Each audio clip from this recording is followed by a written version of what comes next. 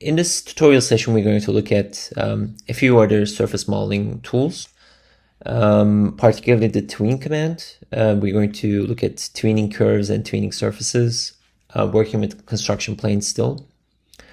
But the main thing we're going to work on is translating the surfaces that we modeled into Illustrator so that we can define them as line drawings.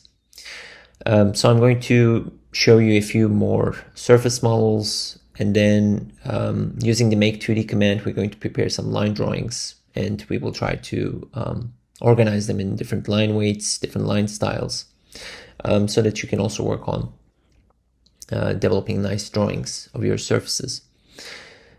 So let's look at what the tween command is. So I'm just going to go to top view here, and basically the tween command is, let's imagine you have two different curves. They can also have different number of vertices. Let's say we want to interpolate between these two curves. So what we can do is you can do tween curves and select the select the first curve, then the second curve, and then it will ask you for the number of tweens in between. So you can increase this number. Let's say if we want 4, then there will be 4 intermediate curves.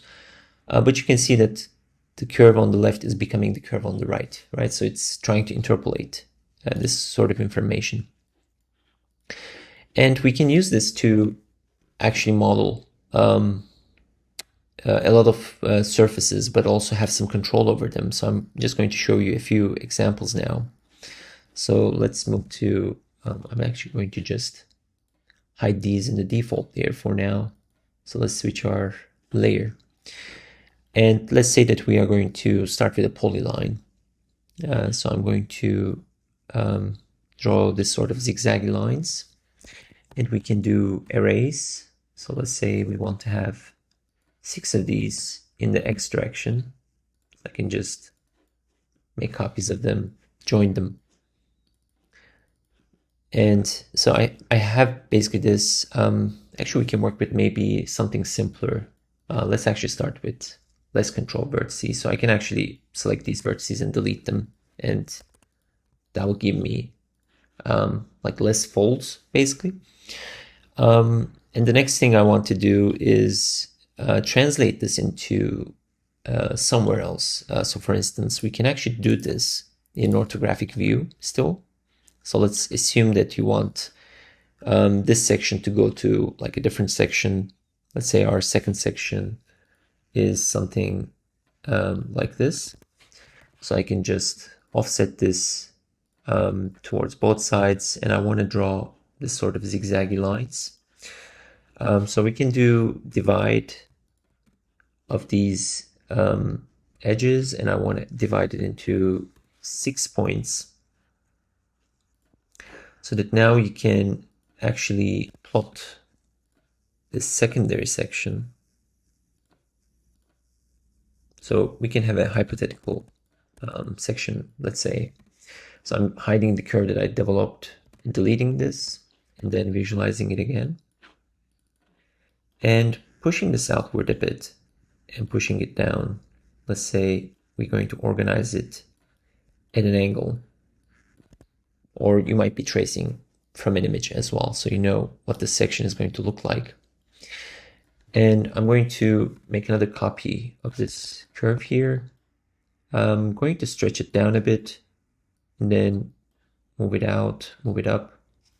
So let's say this is going to be like a surface that we're going to model, and these are control curves.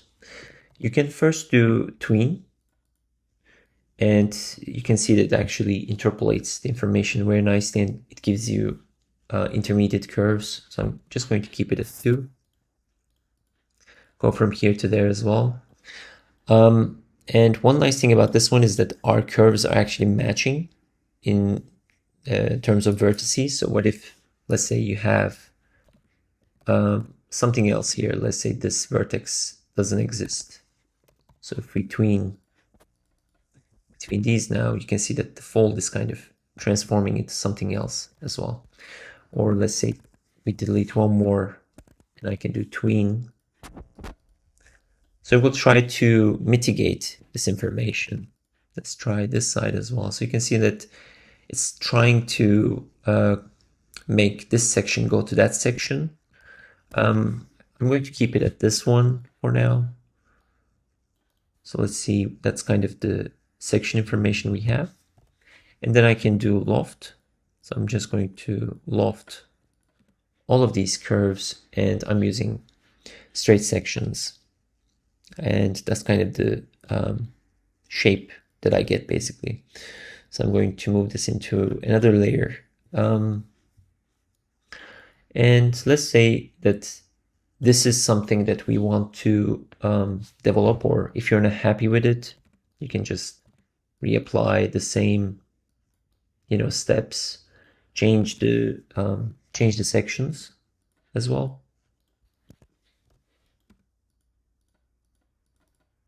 I'm just selecting these and choosing the surface and assigning it to a different layer. Now, once we have something like this, you might want to make it into a line drawing. So the general workflow for that would be for you to organize this as in an orthographic view, basically. So let's say that we want to develop this as an axonometric drawing. You want to go to View, Set View, Isometric, and you can choose one of these isometric views. Let's say we want to do isometric south and east, I guess. That's kind of the direction. And it immediately sets my viewport to kind of a parallel projection. So this would be my surface. If it doesn't capture the surface as efficiently as you want it to, you can also use orbit. Since we are in parallel projection, as you can see here under viewport, my projection is parallel. If you switch to perspective, right now it's very distorted, I guess because of the lens length. I have to make this 50. So that's like a regular viewport. But if you make it parallel, then everything, there will be no lens length, right? Because it's going to, it doesn't have a focal point for the camera. So it's all parallel projection.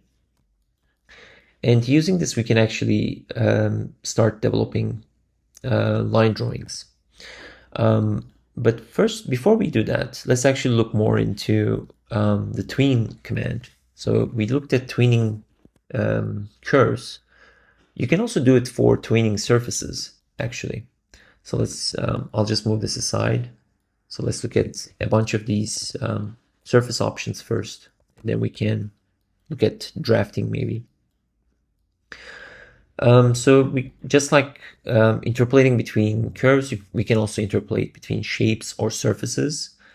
So let's actually start again in a top view. I'm just going to draw some surface shapes.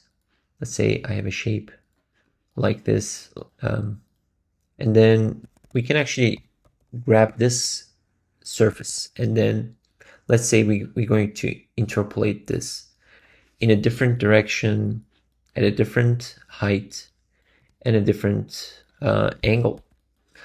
So we want to basically get from this shape to this shape. And you can also do tween surfaces in this case and choose these two surfaces and be able to interpolate through them in a uniform manner. So you can actually control the step size. Let's say I want to have 5 steps, and that will give me this sort of interpolation. And then if this is like, let's say, a continuous surface, you can actually loft these edges separately because the one side of it will be probably distorted, or it could also be triangulated, right? So we can also model individual patches of surfaces like this, and there is literally no limit to how you want to tween surfaces. So let's make another example. They could also be triangles. Let's say I have a triangle like this. So I'm going to do planar surface. And then I'm going to generate a new type of triangle. Let's say the second triangle is going to be here. But I'm going to move control points around. So for that, I go to Solid Tools, turn Solid Control Points on, and then you can move these vertices in any direction you want, right? So you can, let's say, you're going to tween two triangles towards each other. So I'm going to give this more like a twist in the shape. So this is going to become the other one. Let's see how it does this actually. Oh, it actually does it using the plane of the geometry, which is very interesting. So it doesn't recognize the triangles, and in this case, if it doesn't, if it only works with, let's say, planar geometry, like the surfaces that I did, I think it also works with curved surfaces. But I think the interpolation needs at least like 4 vertices. In this case, you can actually do, let's say, if you know which surface patch is going to go where, let's say this is going here, let's say this is going here, this one is going here, and this one is going here. Then you can also do divide to these curves. Let's say I'm going to just divide into 3 steps, and we can manually plot these triangles here as well, like this. So that will give me some sort of transformation between this information, right? And then maybe you have something else. For instance, you might want to loft this to that, and then let's align the curves again. So you might have surfaces that are folded, or you might have triangulated information. Let's say extrude curved point. So I do go from here to, let's make it a bit more exciting actually. Let's go from here to here, and from here to here, right? And then from here to here. So I'm just going to repeat this, right? So it's kind of like this type of corrugated shape, but I'm developing it by using these 2 bordering information. So I started from this triangle, went to this triangle, but I'm also using straight lines or controlling how the information will be translated, dividing it into control points, and plotting these sorts of sections first, and then developing the rest, right? So there's some sort of gradual transformation of surfaces. So that's basically how you can use tween curves or tween surfaces. The next information could use extrusion, but you can work with C-planes, plot them onto individual sections or profiles. So let's look into that. So what if we have a section? In this case, I drew like a triangulated section, let's say like this. So I made an array, joined these.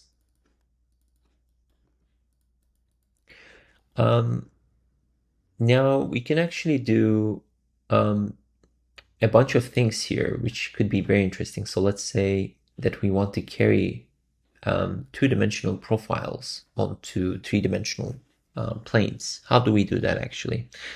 Let's say that we have different types of section curves like this. We can also have something a bit more elongated maybe, or like this being stretched into different directions. Let's actually first make kind of a series. So what if this is kind of tweening to this type of section? So I'm just going to do tween and develop, let's say, 3 sections. So these will be the sections that I use. And I can also do, let's actually make it a bit more different. So what if this is also shrinking? So I'm just going to take its width down, take its height down, and then I'm going to do tween curves, go from this one to that one, right? So let's say these are my section profiles. Then we can also plot these on a curve as in a section. Let's actually think about that first. So let's say that we have a profile curve. Let's say this is my profile. We can also do it as a curve, by the way. So let's try doing that actually. So what if this is the type of shape we want to build using these sorts of profiles, right? How do I align these onto perpendicular sections of this curve? So you can actually do it by going here. So let's isolate this first, with the visibility and isolate. I'm also going to move this to the origin. So I select this corner, put them to origin. This is actually something I wasn't anticipating, but let's see if we can figure it out. So what I want to do is I want to put some of these random curves or section profiles along this type of section. So this will be kind of a driver for our surface that we're going to build, but these will be our sections. So you can do by going here, set C plane perpendicular to curve, and then let's say we choose a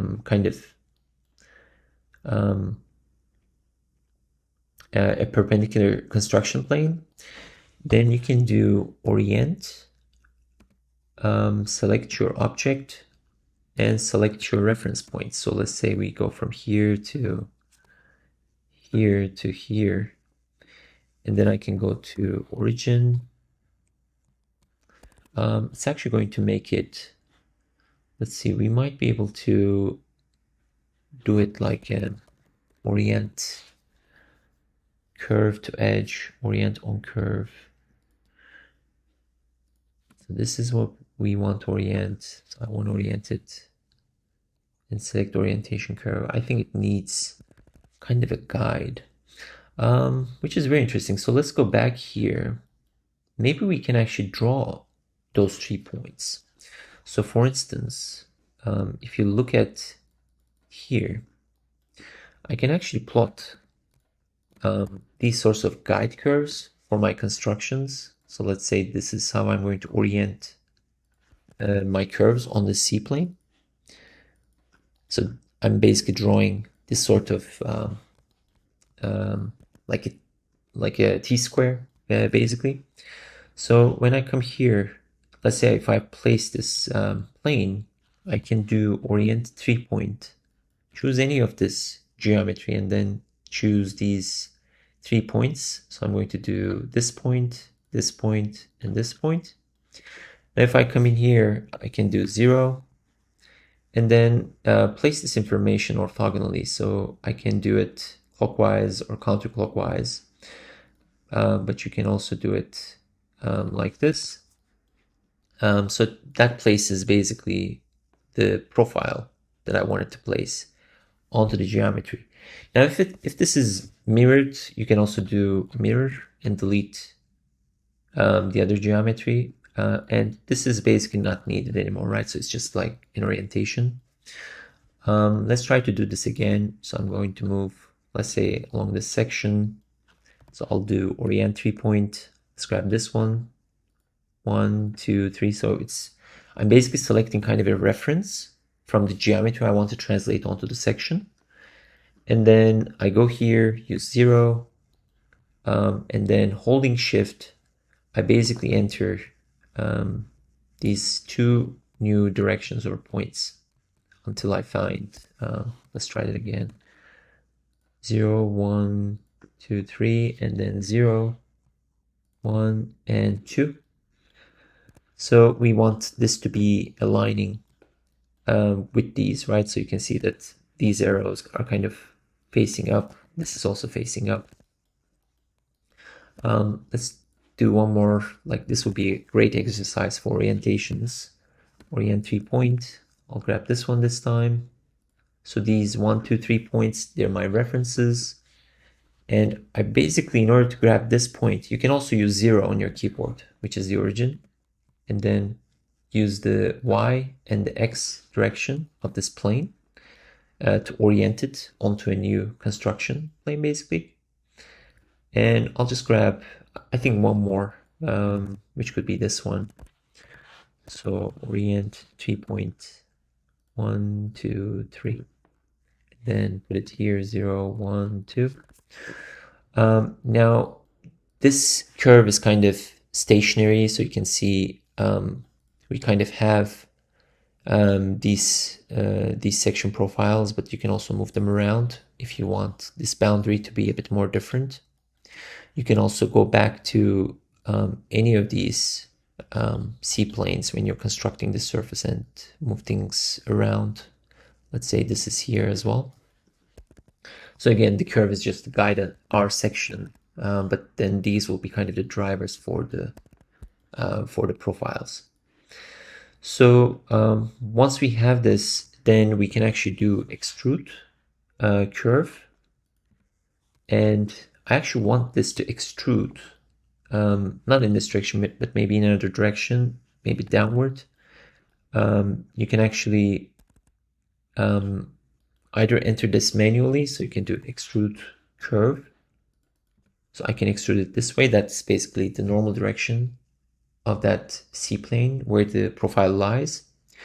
But we can also do kind of a manual direction. So I can choose a base point, and then the direction. I can go to the section and manually input the direction, which could be just going down. So I'm going to push it all the way down. And then the rest we can actually do lofts. So this maybe lofts to that, this lofts to that, this goes here. And then let's see, this one, I'm just going to extrude it again. So extrude curve. And I'm going to set a base point again.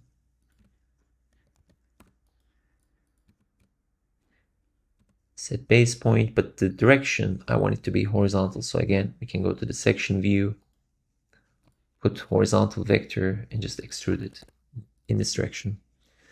So this way, basically, I'm just controlling the construction of my surface using these profiles, and we can use different types of profiles, of course, but we can place it, let's say, along guiding curves as well, and place C-planes as well. Right, so this is kind of an advanced version of this example where you can develop lofts and extrusions. Now, one last thing I want to show again is another way of taking, let's say, an input geometry like a NURB surface, and then triangulating it using contoured sections. So let's look into that. So I'm going to hide everything again, go to view frame.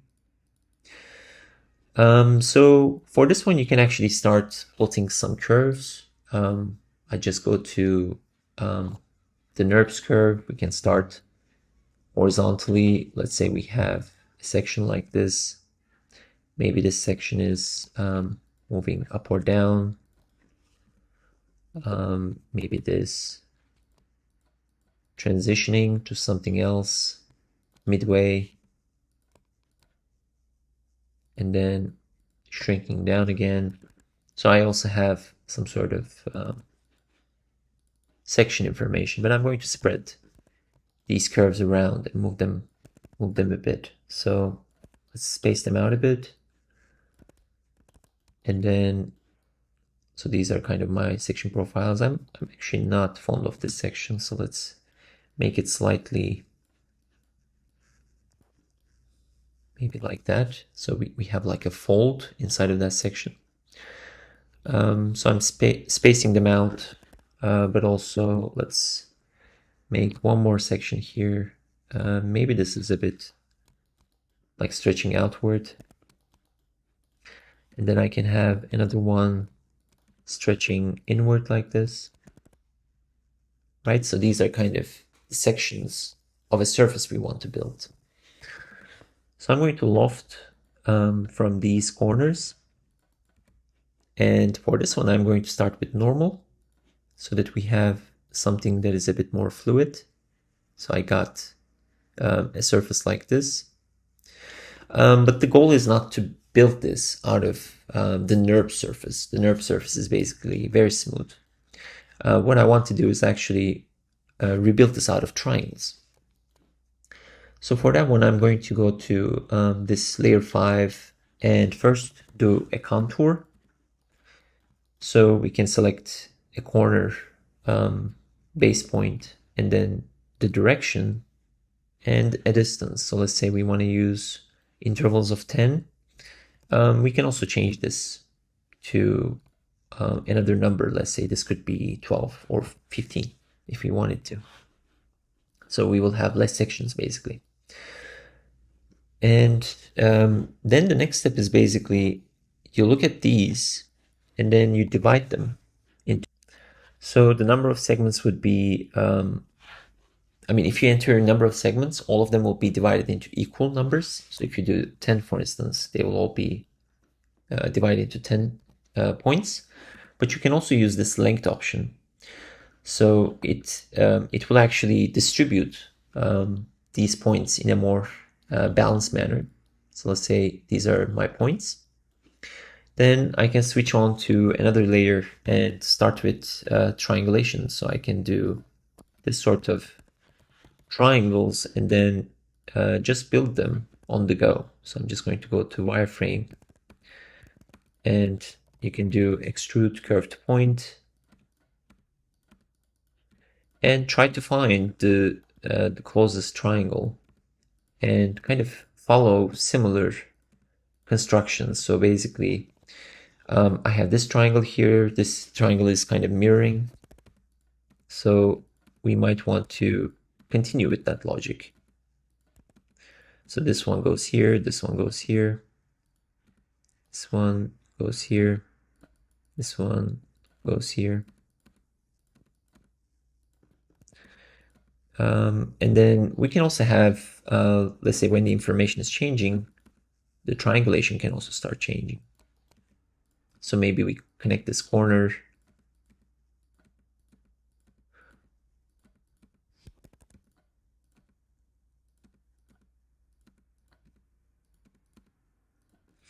Right, so that's kind of the way of kind of tessellating almost the surface into similar constructions.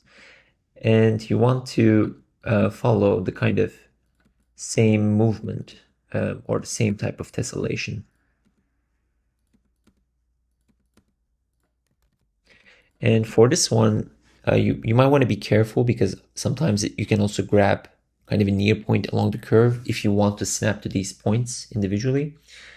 You might want to just turn off near endpoint and just keep on point under object snap options.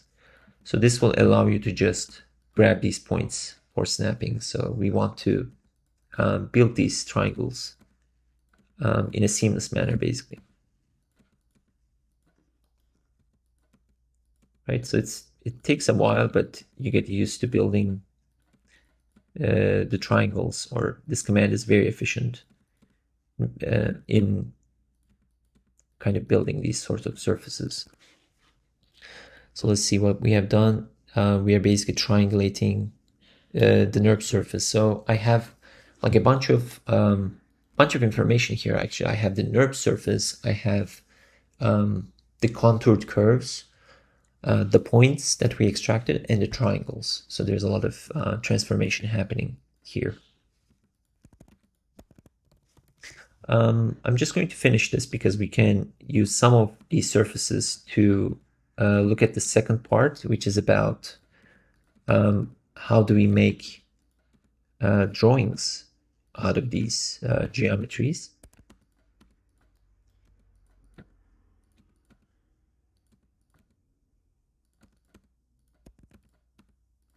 All right, so this goes here.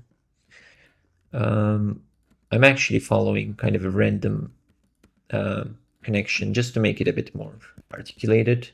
But if you are working on patterns, then you might want your triangle connections to be the same. And sometimes rather than grabbing the edge, I'm grabbing these curves. So to prevent that, you can do select curve and hide the curves. So you just have points left, basically, or move the curves to kind of a locked layer so that you won't grab them by accident. And I'm constantly moving around.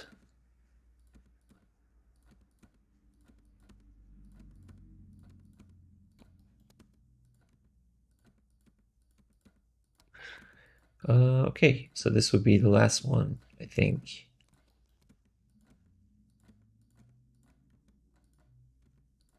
All right, this goes here too. This goes here. I think the contour didn't get the last section, so we can actually see that. Let's see, it's right here. So for these, you can actually do them manually. So you can do extrude curved point. Maybe we get some of these from the edge of the curve, or you can also grab this curve, divide it into the same length, and use these points instead. Right, so the boundary could also be informed in this case. So I'm just going to close here. This one can go here. This one can go here. That's it. So I'm going to add a few more here just to make sure we're closing the surface, but that's basically it. Right, so this surface became something triangulated like that. All right, so I have a bunch of surfaces now. So let's talk about how we can prepare some of this information as a line drawing. So first things first, let's start with this surface that we built. So I'm going to just select it and isolate it. And what do? We basically generated a parallel projection if you're making an axonometric drawing. So you go to View, Set View, Isometric, and this type of viewport, but you can move it around. And then I want to move this to origin. So let's move it here. And I'm aligning it to maybe some sort of like a bounding box. So you can actually select the whole thing, type in bounding box, and get the wireframe of this bounding box. Actually, I don't want to extract wireframe, but it gives me these sorts of isosurfaces. In that case, you can do dot border. Let's see, explode dot border. But then it will give me, let's see, extract wireframe. This will require some sort of cleanup. So you might want to just delete these. I just want to get like a box frame around the surface itself. So something like this, and the modeling environment is getting pretty cluttered, but let's say this is something we want to draft, right? Now there are a bunch of different ways we can actually plot this. One is the information, like this one as well. If you want to maintain these sorts of curve information, you can also plot certain lines or points to kind of identify where those points are. For instance, we can just grab this corner. Let's see, we can move to perpendicular and have these guiding curves that are plotted for the corners that we are using. This one is, I think, going to be here, right? So something that aligns with the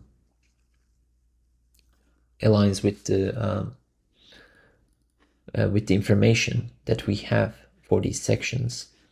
But the other thing is we can also do, let's say, develop a section and find these sorts of section curves. So I can pull this down using set point, push it down to the ground and then delete it. So let's say this could be another way of finding this point right here, right? So again, this is kind of a vertical displacement information or something that shows us that how the surface is constructed. So maybe these points are essential, or they kind of keep track of rotation or movement of the section profiles. And you might also want to draw those sections as well. So what I would recommend here is that you might want to just assign some of this information to different layers. So for instance, these additional curves I've drawn, let's actually push them to place them to another layer. So I'm just going to move them to this blue layer here. And once you want to draw this, let's say at an angle that you like or captures the geometry of the surface, then you want to do make 2D and select everything. And then we want to have a parallel projection. We want to capture the view. We don't want hidden lines because hidden lines will generate a lot of geometry. We want a scene silhouette as well, which will give us this type of thick boundary line. And if it doesn't work, we can actually always clean it up or prepare it. We don't need the viewport rectangle, but let's see what we get. So I'm just going to hit apply. And then this actually translates your model into a line drawing. But this may not be accurate, or there might be errors on this drawing. For instance, this curve is kind of broken.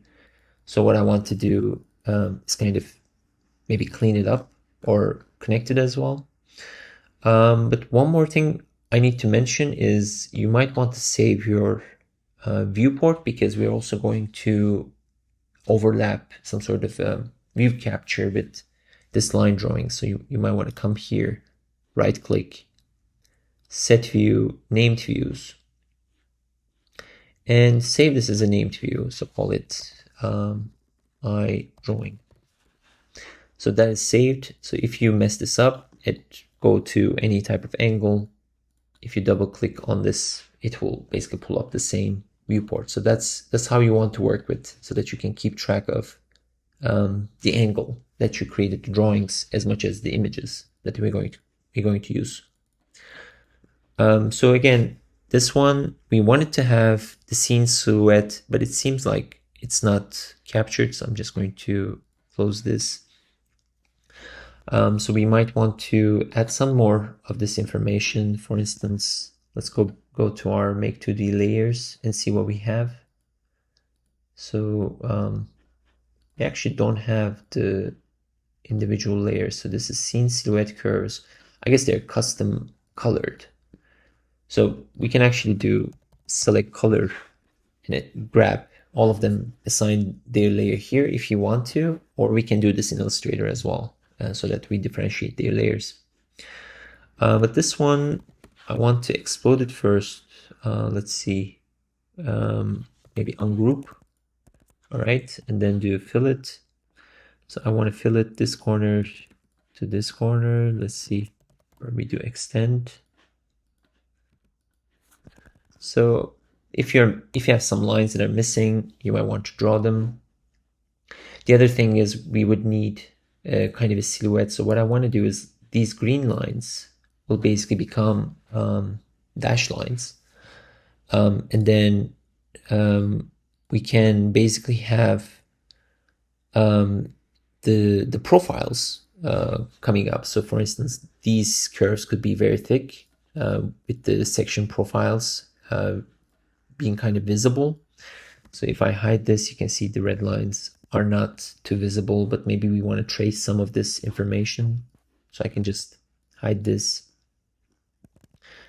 And then you can either draw over it. So let's say create a new layer called section.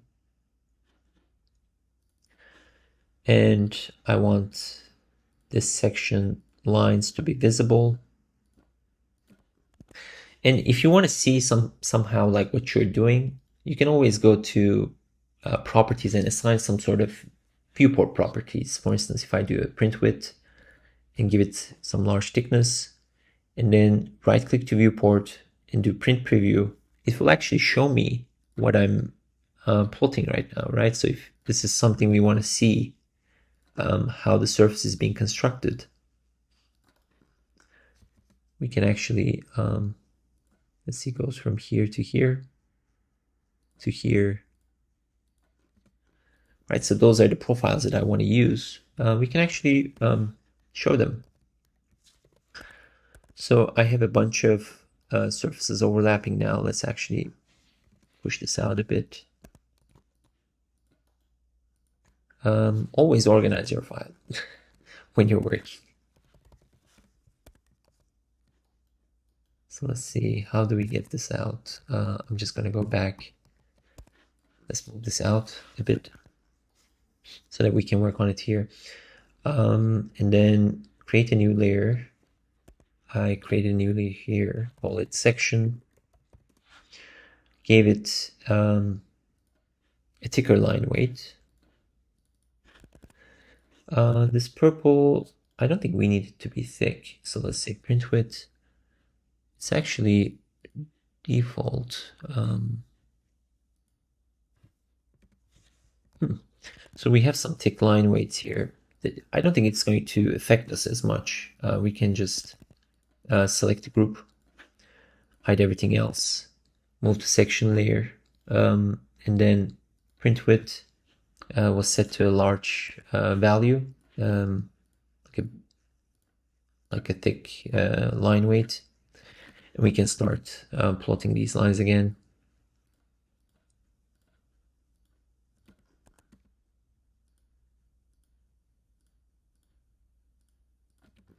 So anything you want to plot onto this, let's say, drawing, you might want to do it here and have it kind of ready. And then you might want to add more information like grabbing these points or some sort of annotations. And that will be essentially how we prepare this drawing. So I'm also going to do kind of an outline. I think these individual curves, let's see, let me actually grab, select color.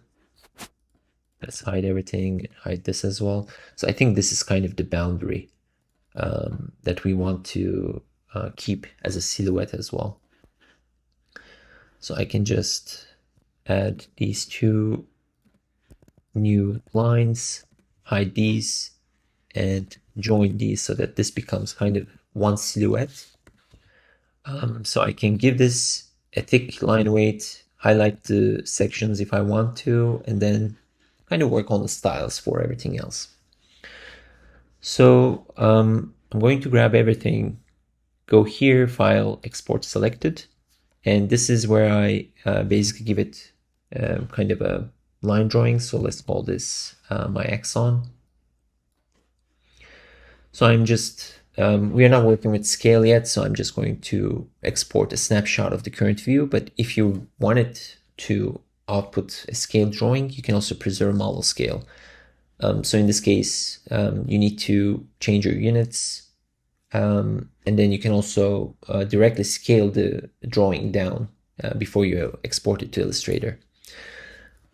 So that is being exported. So let's look at our axon drawing. So this is what I got. So for this exercise, I prepared a template, which basically has this sort of grid in the background, which can help us to organize our material on it, as much as the kind of different types of arrows, different types of line weights, line types, and shades that we might be using. So this one would have, let's actually organize this a bit more. Like I'm just going to grab this, call it, rename this as a grid, and push it to the grid layer and lock it so that we won't be able to select it. Now I'm just going to copy everything in my drawing and paste it here. But before I do that, I want to come in here and enable paste remembers layers, so that when you, let's see, this is like saying locked. Let's unlock it. Oh, this one was from an earlier test. Let's actually delete that. All right, so I think this is everything that I wanted. Let's actually move it out a bit. You can hold Shift and then align some of it with your grid. Let's see, I think I have another type of grid that is snapping too. So if you go to View, Snap the Grid, just turn it off. And let's try to line it here. Snap to point, snap to pixel. I guess we can do it manually too. Let's see. You can zoom in, move about.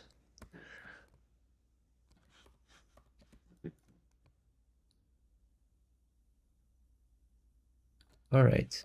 So let's say we want to prepare this as a drawing.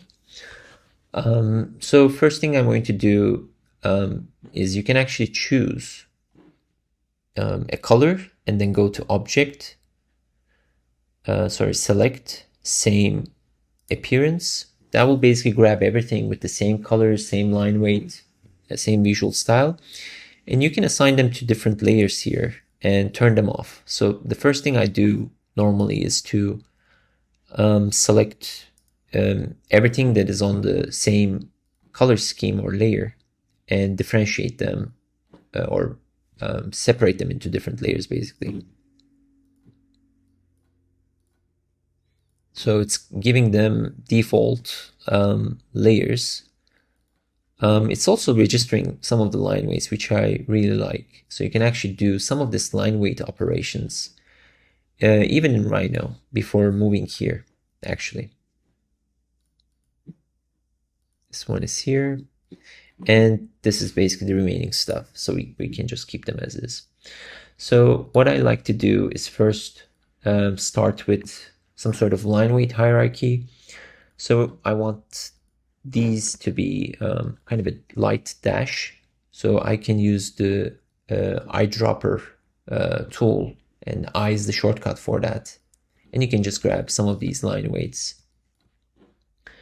But always go with, let's say, kind of a visual balance, like how you want things to look, right?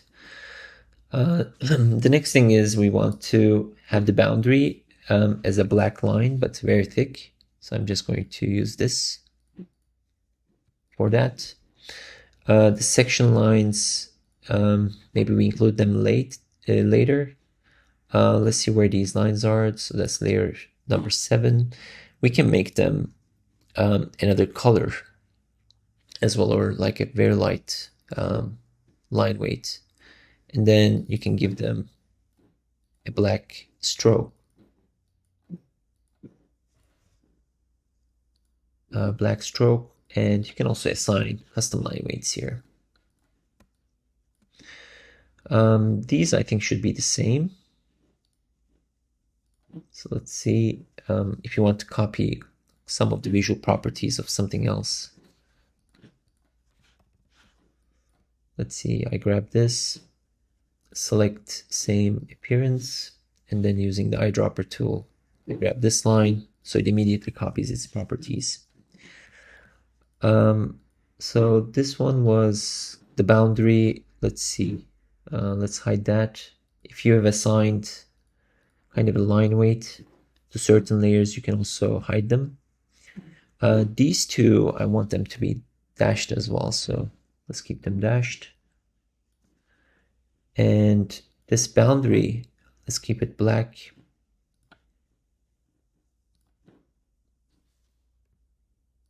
But I'm going to not make it into a dash stroke. So if you want to manage the stroke options, you can go to the stroke menu here, or you go to Window, Stroke, And then we don't want this to be dashed. We want it to be thick actually, so we can make it 2.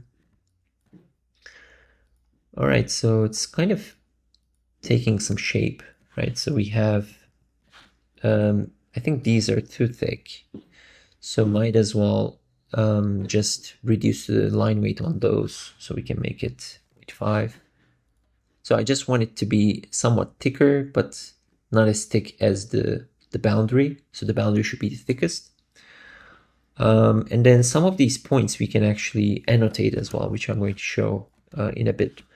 But before I do that, let's actually overlay our line drawing, our rendering, sorry, on top of this. So I go back to Rhino. So remember, we actually saved our viewport, right? So if I go back to show, let's see, where's our surface? This is the surface. So I'm just going to isolate it, go back here, go to rendered mode. So let's say we want to output this as a rendering that we want to underlay the line drawing. How do we do that? So first thing I want to do is I want to make the layer color to be black so that all the lines are black. And then the command is basically dash we've captured file. And then you want to use transparent background because we don't want, we just want the surface to be visible, basically. And then you go here to browse and make sure that it's being registered as a PNG file and give it any name you want. And also mind for the resolution as well. So I'm just going to show you again, we have some width and height parameters here. So if these are too low, then you're going to have low resolution of an image that you don't want. Okay, so we're going to drop this here and underlay it with the image. But to do that easily, you might want to lock all the other layers and pull this down to the bottom. And then you can just start shrinking it. One thing I usually do is to create kind of a mask and push this inward to the surface so that it will make it easier for us to scale it. So then I grab it here, I'm here basically, and line it up, hold shift and basically start stretching it to the boundary. So I think it will be between these, and then you can use the keyboard arrows, push it down and nudge it, move it about. Now I have some geometry here that has some background hatches, so we have to figure that out. So basically my surface is in place. I can actually choose it again. Let's see, double click, grab the mask and undo the mask. So like you can stretch it out a bit more and lock it.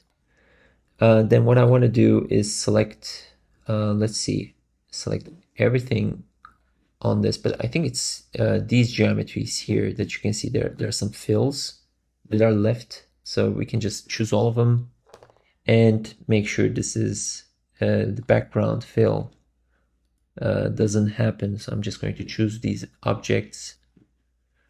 Let's actually see this one, and this one. We just turn the background fill for those. And you can choose the image and give it some more transparency. So I usually do 50% or less. So it will give this kind of soft light appearance that you see. And now we basically have something that basically captures the 3D model that we made in a very stylistic drawing. And if you want to add more information to this, let's say how the surface is kind of connected or lofted, you can actually add some more annotations. Basically, you can add one more layer on top and we can rename it as annotations. And for this one, you can use some of these dots, arrows, anything you want. So basically you can say, you can start placing some dots that are, let's say, black or hollow like this. So I'm just going to move it here. Maybe we are just showing the location of some of these control vertices that we use to model the surface, right? So I can place one here, I can place one here, maybe two more, one here and another one here. They can also be black, like infill. Let's try looking into that.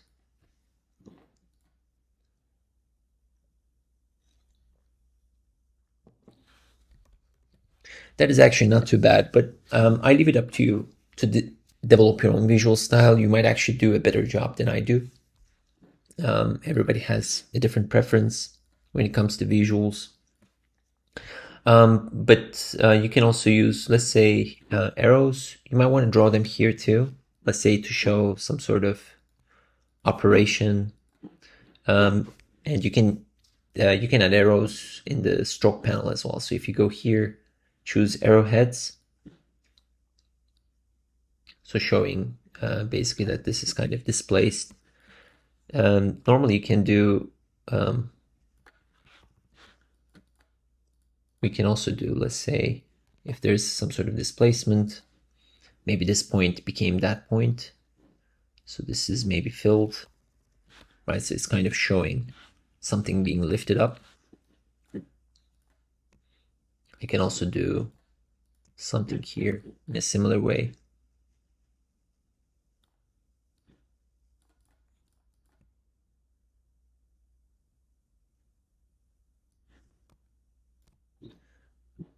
And this one is maybe, again, moved upward.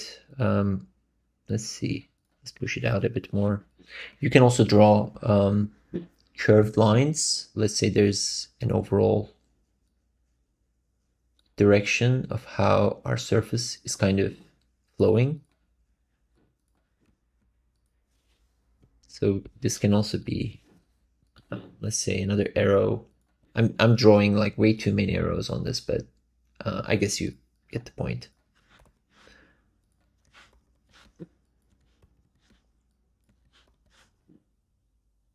Maybe this one has a more like a lighter, and then we can also do a more gap.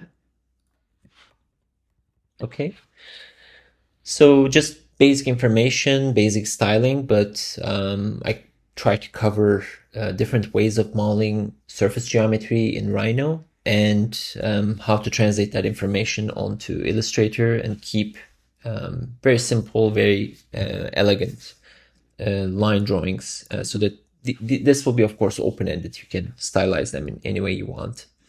And if you want to include text, I would recommend you to keep it minimal. Probably like place one simple text at the bottom of this. Unfortunately, we have like an oblong proportion, so it's like it's not a square or a cube that we are plotting. So you might want to place it maybe at the center of the paper, how you want to use text. So if you were to give this some sort of, let's say, I usually use Garamond in my work, and you can have like a header, let's say, bullet, or let's give it a warped surface. I'm just giving it kind of a default name as a placeholder.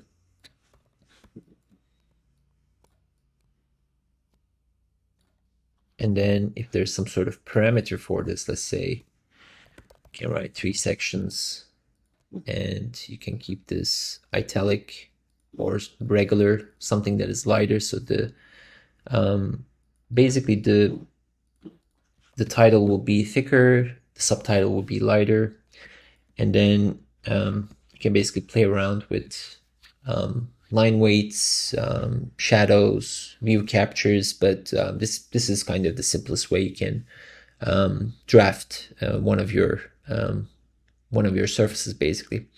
I hope this was helpful. I would recommend you to practice some of these tools and see if you can also model or translate some other Rhino geometries that we worked on, but you can also generate multiple drawings basically using some of these workflows.